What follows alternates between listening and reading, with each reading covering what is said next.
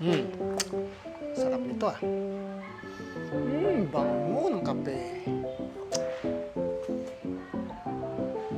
Bro, anong tawag sa perang kailangan mo para magnegosyo ng kapihan? Kapital. Eh, saan ka magbabayad ng tax? E di sa Kapitolyo. E anong tawag kapag maliit pa lang yung negosyo mo? Kaperaso. Eh yung mas maliit, Kaperanggot. Eh, anong kape ang paborito ng US President? Barako, Bama. E anong kape ang paborito ng mga Maldita? Bro! Haka. O, kita mo? Kita mo? Oo. Nanginginig ka na sa kakakape? Hindi dahil sa kape to. Nagigigil na ako sa'yo. Tigilan na nga natin to.